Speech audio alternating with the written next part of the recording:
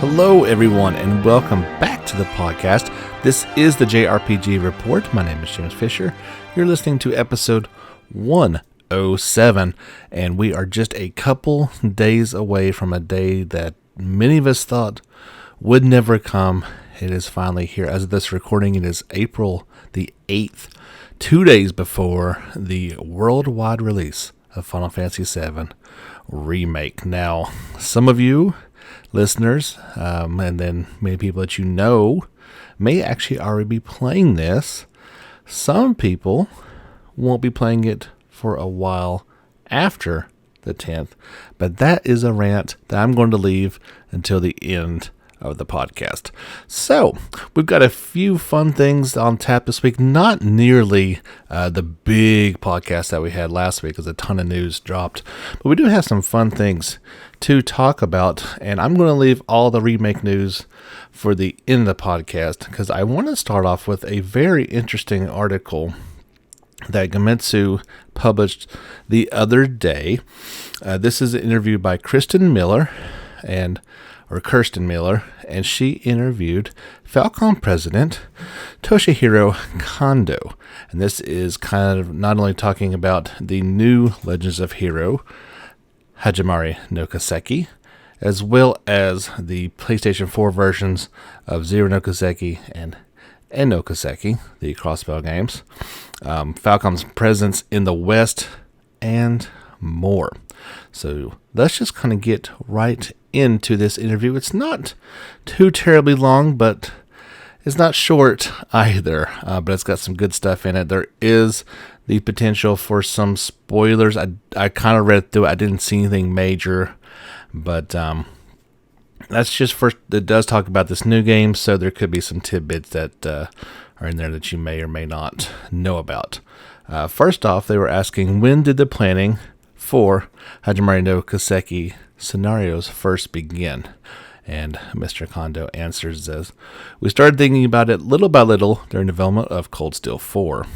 As we started to think about the next installment in the Trail series, Hajimari no Kiseki took shape from the desire to make a game in which Crossbell, the setting of Zero no Kiseki, has achieved independence.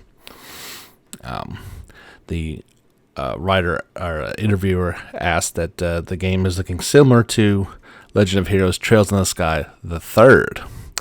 They asked, is this being seen as an opportunity to bring the content that may have been cut from it, or is the game to focus primarily on content based on topics that have come up in the more recent titles? He said, while this is certainly a fan service aspect, the volume of the main story is quite hefty compared to the third. The amount of text in the main scenario for Hajimari no Kiseki is about 80% of Trails of Cold Steel 4.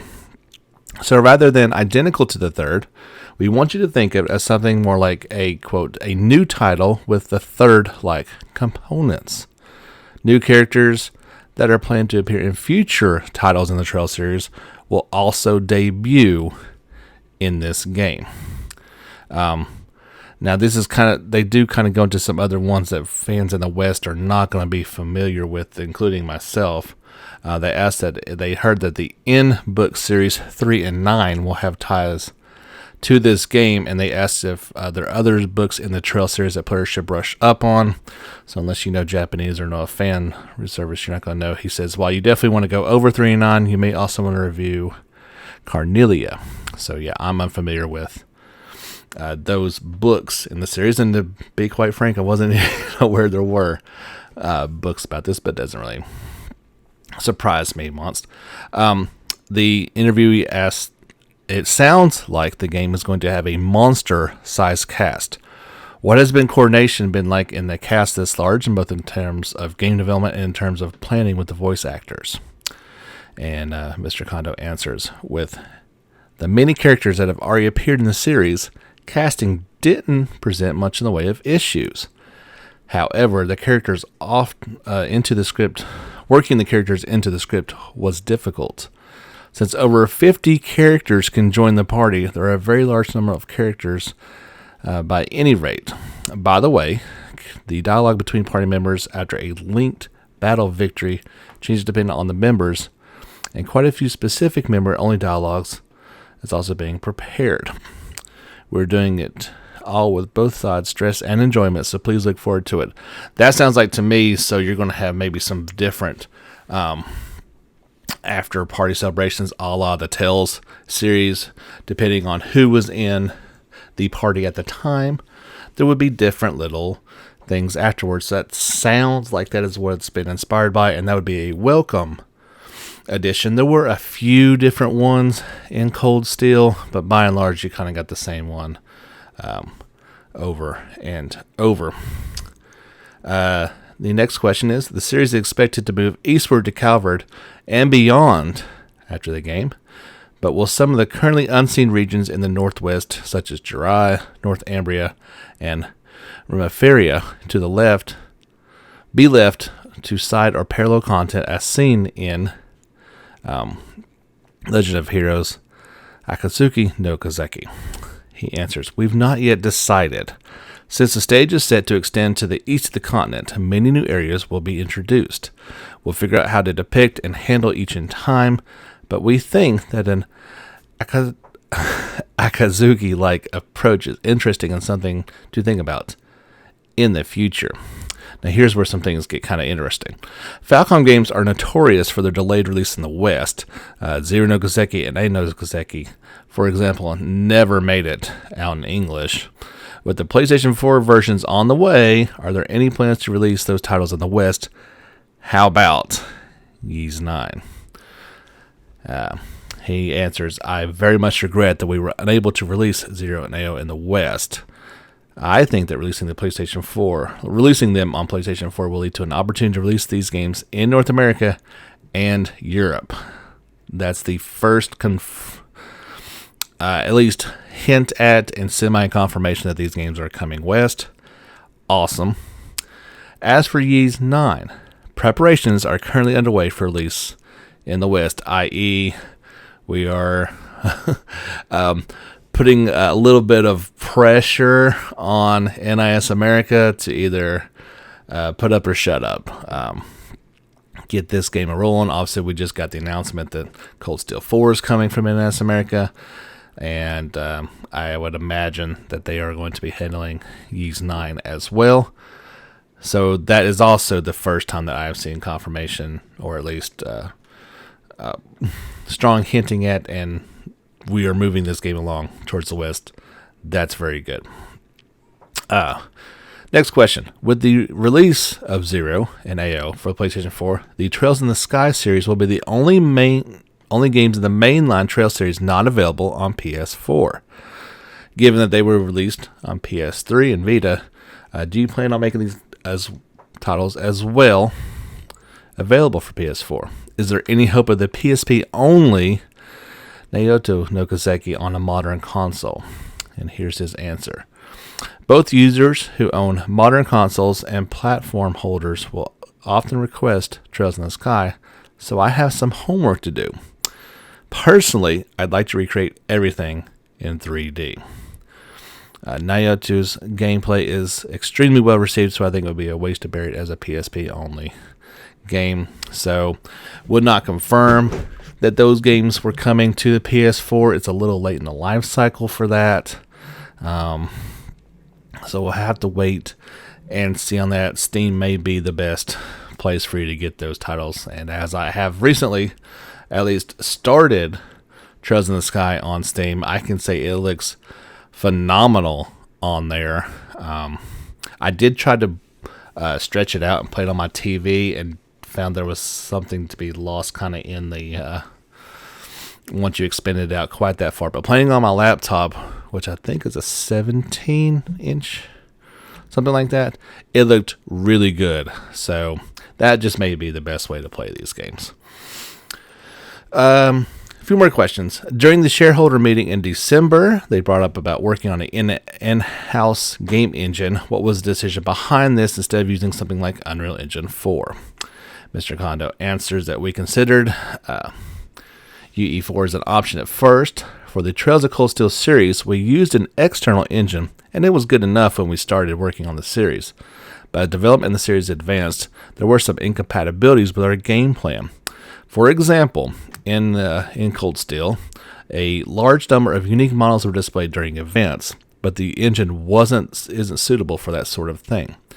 The staff proposed that if we moved forward on that condition in the future, we would be better off with our own engine.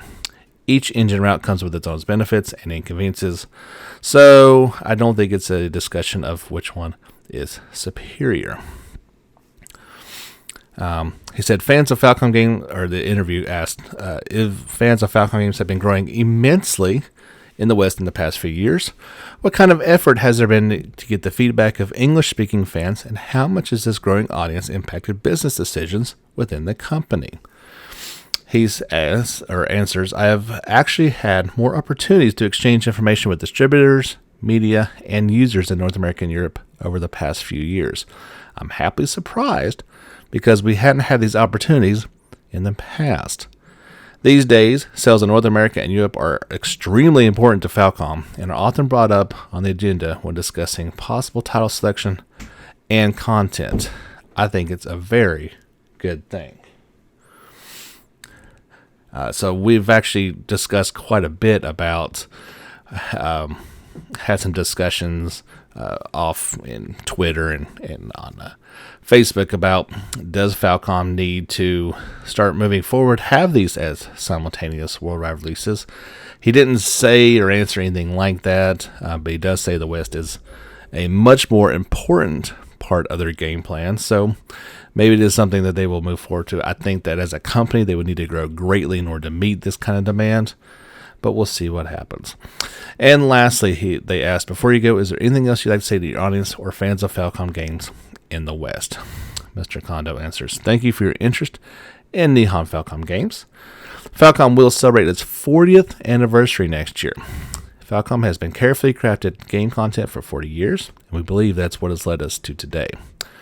You all may have only learned about our content recently, but we want to keep delivering carefully crafted game content so we always have been in the future. So we hope for you're up with it for us in the long run. So yeah, there you go. That's a good look at kind of the state of things going on with Falcom. I think it was a perfect time to release a interview like that after announcement last week about Cold Steel 4 finally coming to the West in the fall for PS4. Of course, Switch and PC will get it probably sometime late winter, I would have to guess, in 2021. Kind of riding on those coattails about what the company is going forward.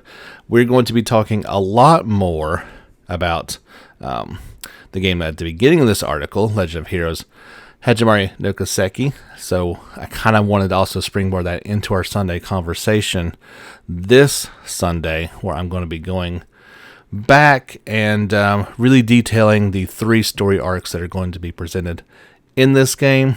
You kind of got a teasing of that in this interview, but I really want to dive into that full bore. I'm doing it as a Sunday one because it's full of spoilers, but I think you guys will enjoy it nonetheless. So what are your feelings on this? Obviously, we got some good news, and that Ys 9 is definitely coming west.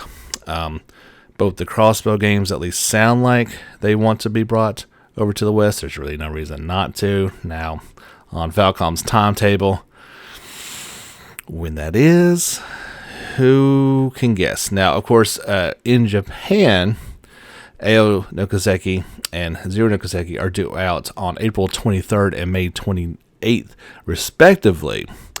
So by that timetable, maybe we get them by the holidays. Although that would be kind of odd to have Cold Steel 4 and both these games come at the same time. I'm sure there will be a staggered effect brought out if and when that does happen. We got some information out of IGN this week that they are going to be hosting a Summer of Gaming digital event in early June. It's going to have the latest news, previews, developer interviews, and more on upcoming games and next generation hardware. This is kind of in reaction to, of course, E3 being canceled. And I just actually heard this as well, that it was previously noted that E3 organizers, the Entertainment Software Association, were kind of looking at different options as far as holding an online experience for the event. It has been kind of reported from Game Informer, actually citing several sources, that the organization will actually not hold any sort of event and instead, quote, lean on publisher and developer partners.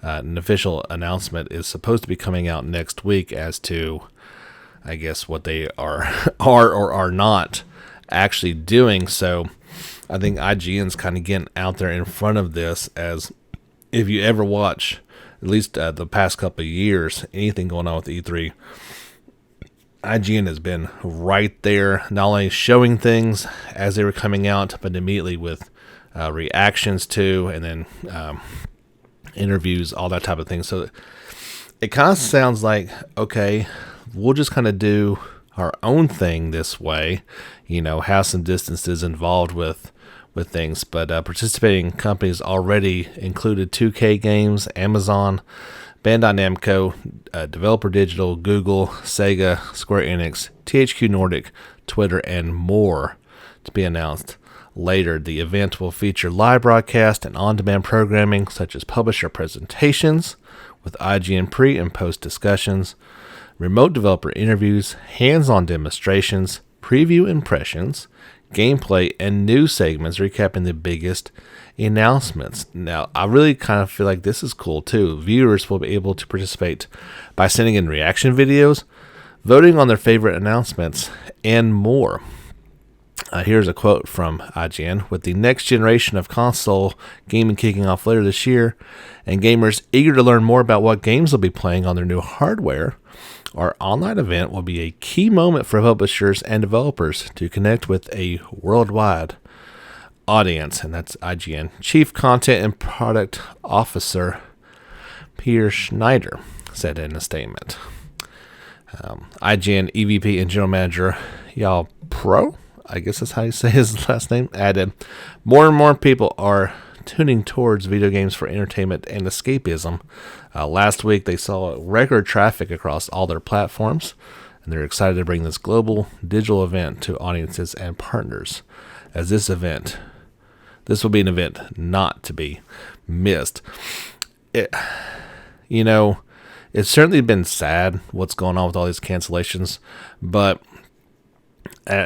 we've kind of seen this on a day-to-day interaction. It's embracing the technology that can bring us together in times that we had to be separated. So, with my little one, they've been having video chats with all the kids and the teachers in their class, and that's how we're connecting with our friends and family. We're having, either just FaceTime talks or on the phone.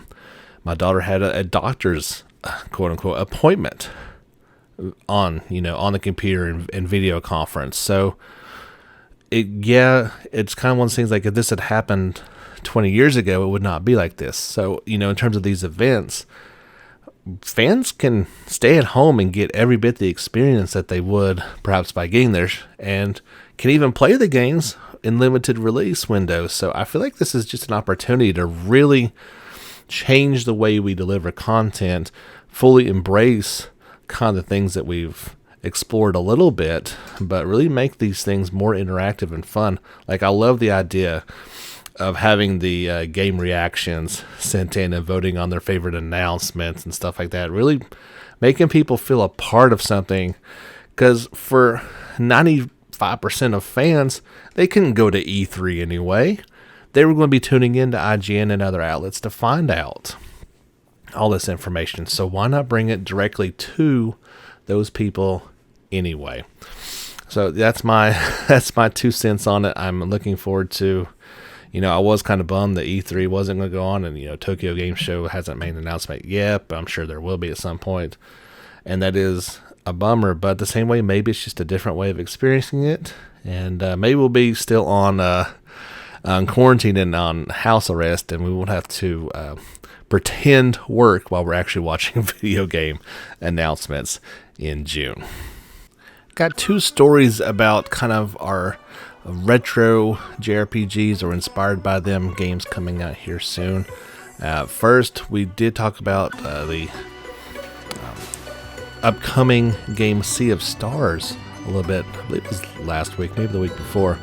We've got a bit of an update on that, and that is going to be that Yoshinori Matsuda is going to be contributing music to this game. Now, you may not know that name off the top of my head, but you will know what he has been involved in, and that is works on such things as the Chrono Trigger, Xenogears, and the Shadow Hearts series. He will join Sea of Stars composer Eric Brown in developing original music for the game. Here's a quote from him. He said, "Without knowing exactly why I want to write music for this game, was a feeling I had while seeing it convey the nostalgic golden era of the 90s, Matsuda said in a press release. Although there are still many games being released with this classic style, I don't think players are satisfied with just nostalgia. As seen in their previous game, by adding new systems and ideas to classic formulas, Sabotage Studio breathes fresh, new air into the work." He continued in saying, "Impressed by the respect they show for past games, while at the same time giving players new ways to have fun, I found myself wanting to make a game with everyone at Sabotage Studio. Please look forward to an exciting adventure." And then we got a quote from the Sabotage Studio creative director and CEO, Larry Bullinger. He added, "Mitsuda's music has carried me for years, and I still listen to his work every week while working at the studio. He has been such an inspiration for so many of us, we couldn't be more honored that some of his music will be added to our game. It's exactly what Sea of Stars needed to feel truly whole." In good news for this game, the Kickstarter campaign, which launched back on March 19th and will end in 10 more days, has met its goal and then some. It met its funding goal in less than 7 hours and currently is about 5 times what its first goal was. So that clears all of its currently announced stretch goals, including Single Player Plus and the bonus dungeon, in-game cinematics, a behind-the-scenes documentary, and New Game Plus, as well as an alternate ending. So it sounds like this game is good to go. It is planned for release on consoles and PC via Steam in 2022. But, maybe with making this funding, that could push it up to the end of 2021. I don't know. I guess we'll just have to wait and see. But anytime you add a behemoth in the music industry for games like Matsuda, that's going to add some more credibility to your game. I was already looking forward to Sea of Stars, and I am so even more now. If you're looking for a game to play here fairly soon, you can check out Eternal Radiance. This is from Visual Noveler. They'll release the fantasy RPG, action RPG for PC via Steam Early Access on April 14th. The developer announced. This early access version will feature 3 story chapters with an estimated total playtime of about 8 to 12 hours. The full game, which is planned for release across PlayStation 4, Switch, and PC, will have 11 chapters in total. Here's a quick overview of the game. Inspired by classic action JRPGs, Eternal Radiance is an action role-playing game about a squire named Celeste who begins a journey to prove herself worthy of becoming a true knight. Her quest takes her far from home, across the continent in pursuit of a thief whose actions stem from a sinister plot. Its character-driven plot focuses on interaction between Celeste and her companions as they hunt down the thief. Our goal is to make the game lighthearted and humorous, yet still tell a compelling story. Eternal Radiance features an exciting and fast-paced action combat system. Celeste's fighting style can be customized to suit your playstyle with a talent tree and upgrade featured. There is a English trailer to go along with this if you want to check it out. And of course, you can check out this story as well as every story we talk about, not only on our Facebook page, but also on our Twitter feed at JRPG report. Seems like a good time to take a quick break. I've got just a few more stories to talk about, and then we'll end it up with some remake talkings and news here on the JRPG Report. All right, everybody, welcome back. Thank you so much for tuning in this week and every week to your weekly JRPG podcast. Of course, don't forget this is family friendly, so if you want to listen to it in front of the kiddos, you don't have to worry about anything bad coming out of your speakers. Don't forget, give us a like on Facebook, follow on Twitter. We've got our YouTube channel showcasing each week there's a video version of this podcast, and of course it has all my live streams. Right now we're playing through Persona 5 Royal, and up until whenever I get Remake. And of course, if you would like to support this podcast, there is a link at the bottom of the episode that you can do, and just as little as $1 per month will help this thing keep on going, delivering great content each and every week. We always do a news podcast, and I sure do try to always do a Sunday special. Sometimes it may not work out, but got a little more time on my hands now, so we can do that. I've got there were 2 videos that came out this week for Genshin Impact. The first one was pretty cool. It showed a more of a battle and game trailer for the character Faisal, or however you say her name. We talked about her last week, but this video really showed off her fighting skills, as well as the Night Raven that she has with her. So kind of really showed how beautiful the game is in action, as well as just giving you an overall feel for the game. The other video was equally beautiful, but it was just cinematics, and it kind of showed off a lantern festival going on. At the beginning of the video, it says spoiler alert in the title, but I didn't see anything. Just looked really cool and really pretty. So if you're interested in either of those videos, either you can watch the YouTube version of this, or you can check out the stories on Facebook or Twitter. We think we talked about this a few weeks ago, but the Switch version of Mega Dimension Neptunia 7, which came out back on March 19th in Japan, is coming to the West via the Nintendo eShop this summer, publisher ID Factory International announced.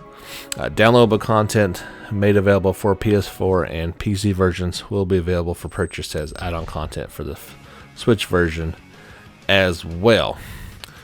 Of course, this game came out back on PS4 back in April 2015 in Japan, February 2016 in the West.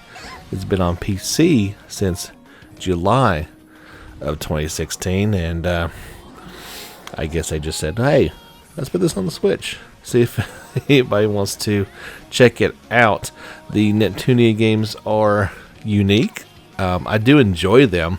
They have a really funny sense of humor and a pretty decent battle system, but they are a bit of fan service, and if you look at any images for the game, you'll kind of know what I'm talking about. But it's a very interesting world, and at some point this summer, I don't know why it's taken so long to make a game that's, by the time this comes out, it'll be 4 years.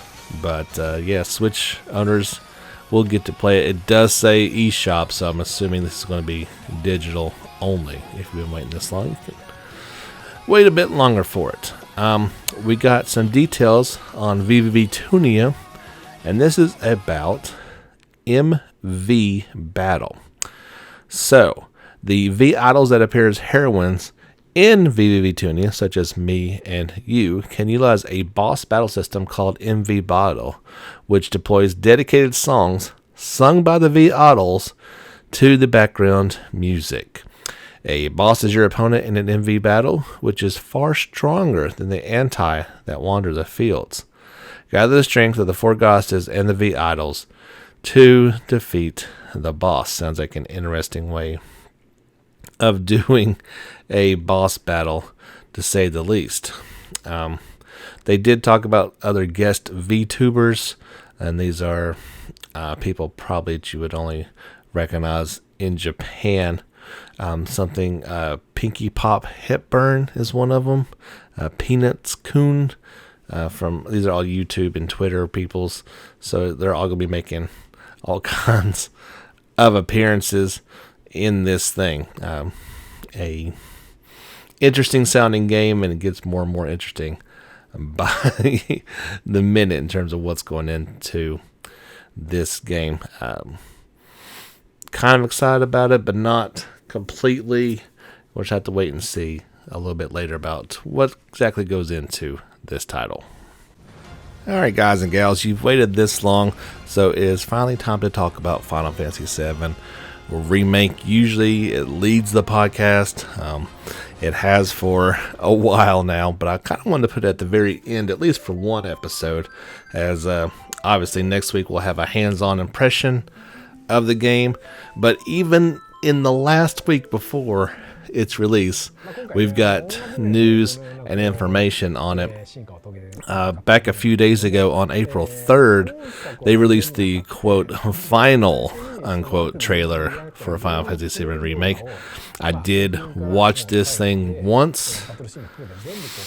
Again, maybe wish I hadn't watched it, but there's all kinds of stuff in there.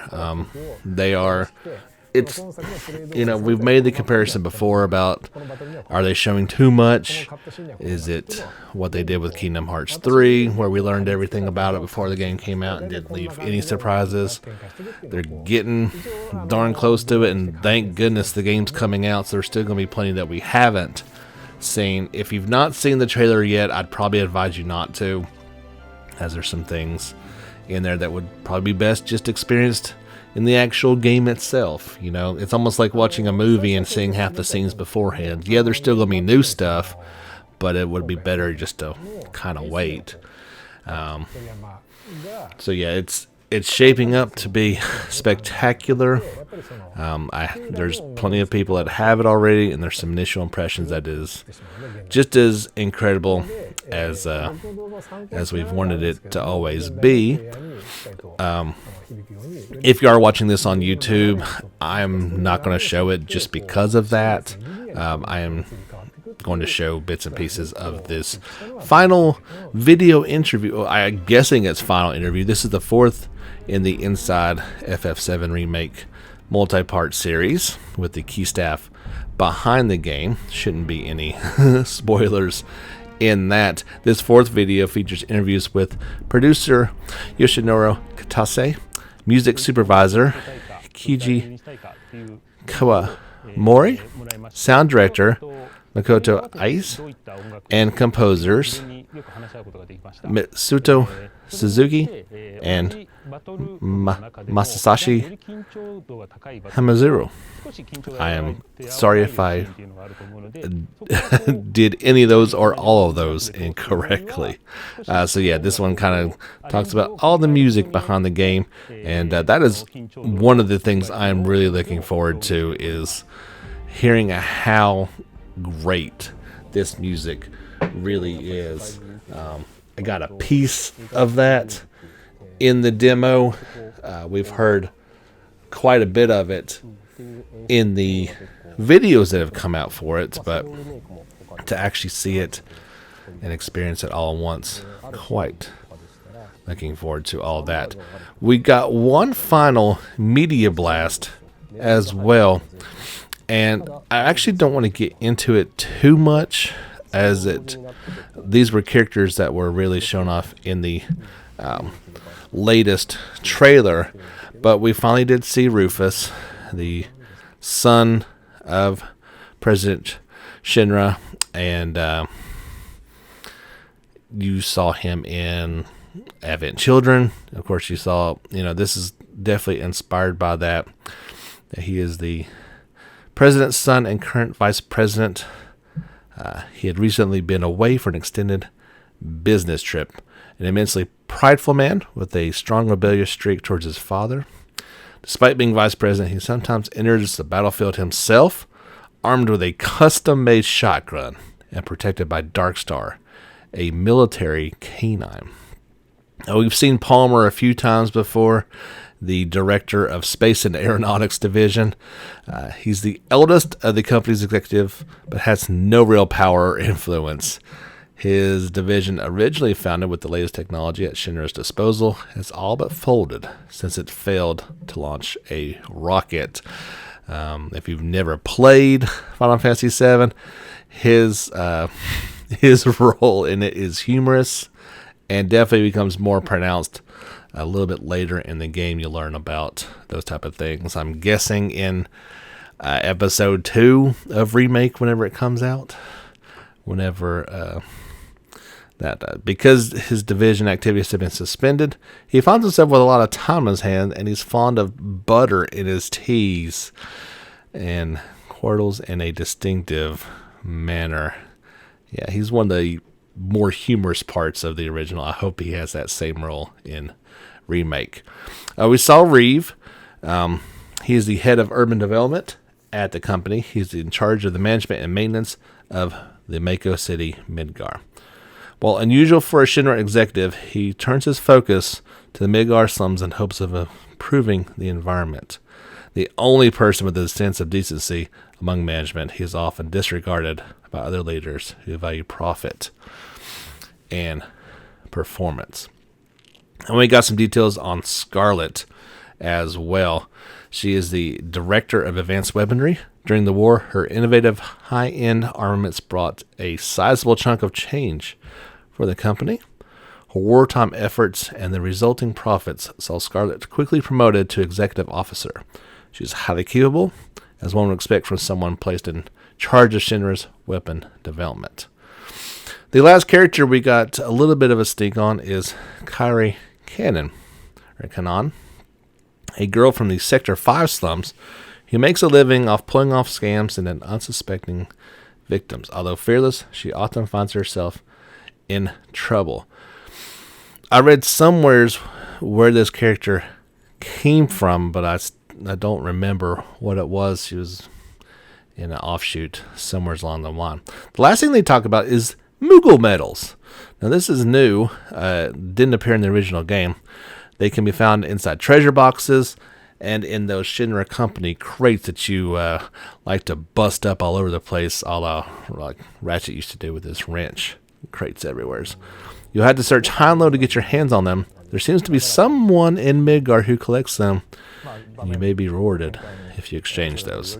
Some images went along with all those characters that they talked about.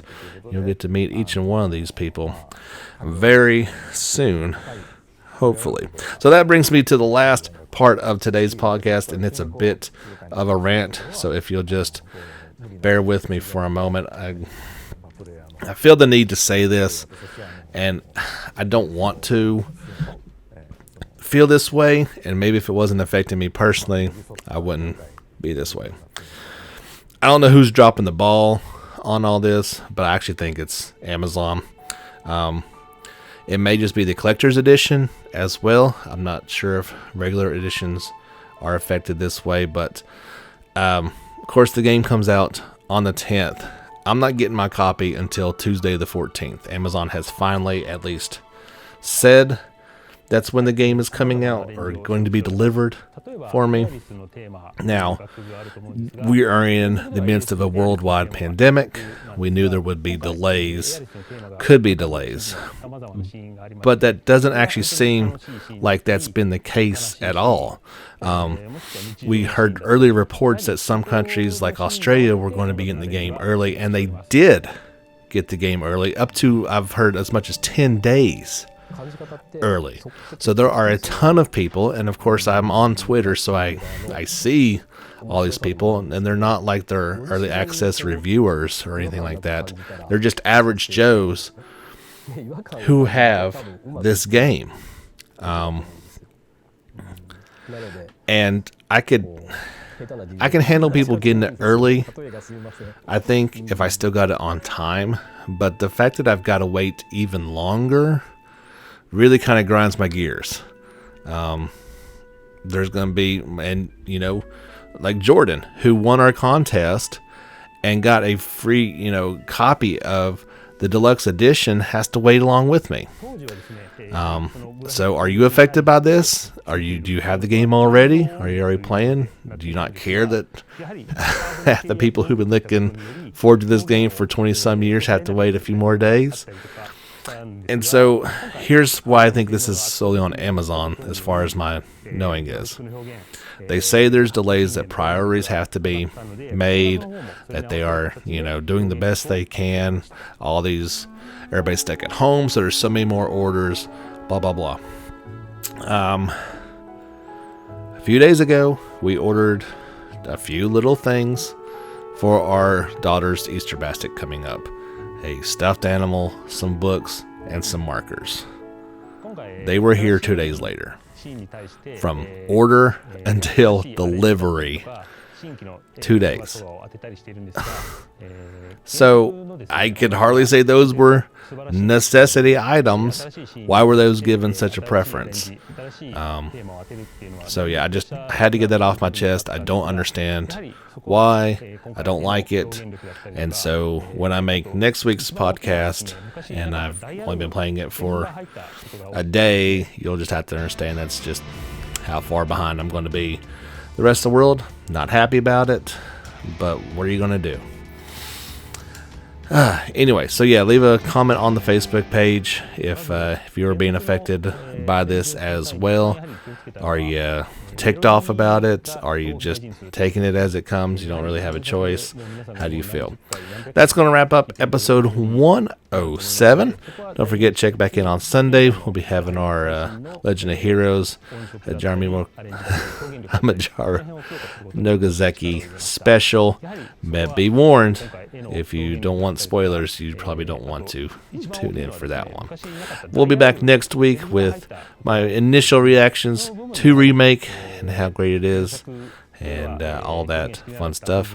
Hope you guys enjoy it if you've got it early, and don't spoil things for the rest of us. That's about all I can say. Thank you so much for tuning in. We'll see you guys next time. Don't forget, get back out there and level up.